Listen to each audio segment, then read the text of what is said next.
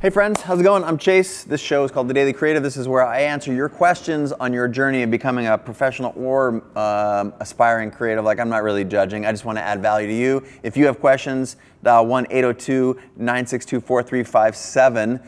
I'll say it again at the end of the show, but for now, we're going to get into the question. Finn, you got a question for me off camera here?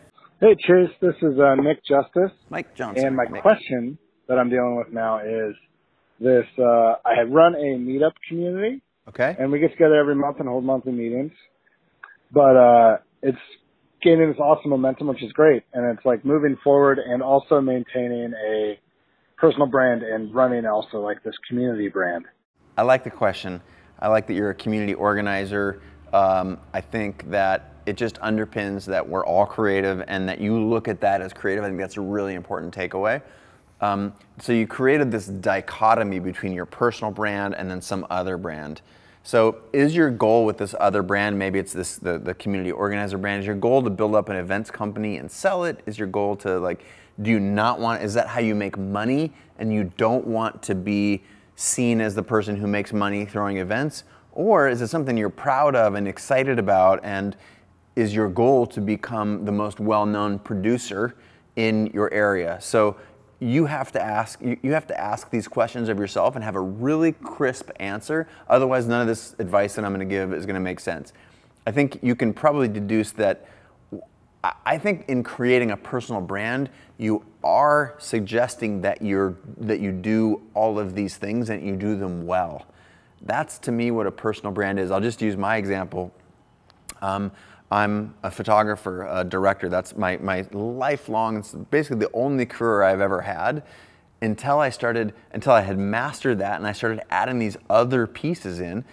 You know, the entrepreneur piece, I did an iPhone app, that was the app of the year in 2000 whatever, and CreativeLive came up. And so to me, as I think about my personal brand, and this is, again, I don't know the particular nature of yours, so this is why I'm using me as an example. You can use some deductive reasoning here.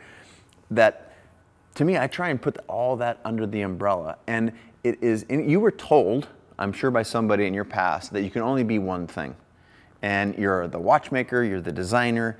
Now, I package myself and say, what do you do at a party? Someone says, I try and streamline the answer for the audience because we are all a bunch of hyphens. We all do so many things. And you can either look at that as a negative, as like, oh my God, this is terrible, I have to do so many things, or as a positive. I look at it as a positive. I feel like the next generation who's up and coming, if our parents had one job, we will have 5, the next generation will have 5 at the same time. So being a hyphen is gonna become more and more acceptable. And to me, it's interesting. So when you're thinking about your personal brand, and again, I'm using myself as an example, so I don't have to point anybody out there because I know what I think. I tailor my response of what I call myself to the audience that happens to be listening. I think it's something that I'm stoked on, how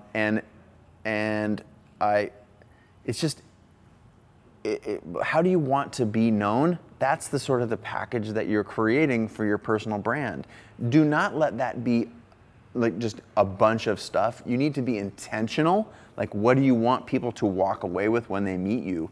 And I'll tell you that the people who you look up to, either on the internet or in real life, they've thought about this. They might pretend that they haven't, but they have thought, like, when I meet someone at a cocktail party or when I introduce myself in front of at a speaking gig, there's a message that they want the listener to walk away with. That person is a serial entrepreneur. That person is a talk show host. That person is a photographer. And so as you're trying to decide between these two things, first, does it make sense to integrate them? Because I think there's a lot of power in being great at a handful of things. I do encourage you to master and focus on a thing first, because and in my case, that was photography. I spent 10 years probably before you ever heard my name, just toiling, grinding before I felt like I could master something. The thing that focus allows you to do is then when you've mastered something, it's easier to master other things. So I don't know what your primary occupation is, if it's community builder, and if you figured out what it takes to be an amazing community builder, and then you want to become a photographer, or you want to make films or something like that, when you've dissected and lived, you know, the 10,000 hours in one thing, it's easier to lift and stamp that and get good at a lot of things. It's called sort of the rise of the polymath. This is my buddy Tim Ferriss's MO, is he wants to be great, like world class at a bunch of things.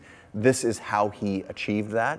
He got very, very good as a writer, and then he was able to lift and stamp into other things. So all this does boil down to, what do you think you want people to think about? Do you want them to think of you as a multidisciplinary, a polymath, or do you want them to just know you as a designer because that's how you're gonna make the most money, that's what your life aspiration is? And until you answer that for yourself, nobody else can answer it. But I hope I've given you a framework for how to think about it. To me, that's critical, right? It's not about, like, I don't want to be so prescriptive that you just walk away with the answer, but I'm trying to teach you how I think, having solved that problem for myself, and probably, I don't know how many thousands of people have had the same question, but I love the question. I want you to know I really appreciate it, and I hope you can take the answer and do something with it, because that's all that really matters, is action. If you're sitting here pontificating in your head and not talking about it or changing your behavior, then, you know, ideas are cheap and easy. Effort is hard and not so abundant. So what can you do to put this into action? And maybe you can shout me out on social and tell me exactly what you've done to do this, to what you decided, since your question was pretty narrow. All right, man. I appreciate the question. And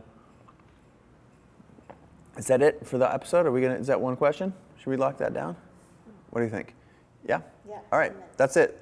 I appreciate you watching. My request before we sign off is that you share this, and here's why I think you should share it. Not just because it benefits me. I believe that in a sharing economy, in the social sphere that we live in today, if you share this, other people will look to you, because other people have this problem too. Just because he answered that or asked that question, I know that thousands and probably tens of thousands of people probably have that same question. So if in sharing it, you will get credit for helping other people who didn't hear the answer directly into the camera for the first time, or didn't call in. They will hear this video, they will get value, and I think they will ascribe some of that value to you because you shared it. So sure, I'll benefit because, you know, people get exposed to my message and the thing that I'm trying to do, but I think you'll get some pats on the back too. So appreciate you sharing. Thanks again for being a part of the show. If you want your if you want your question answered on the show, it's super easy. 1-802-962-4357. I pick questions, I answer a handful of these things every week, and I publish them in videos just like this. So stay tuned tomorrow. Maybe it's another question.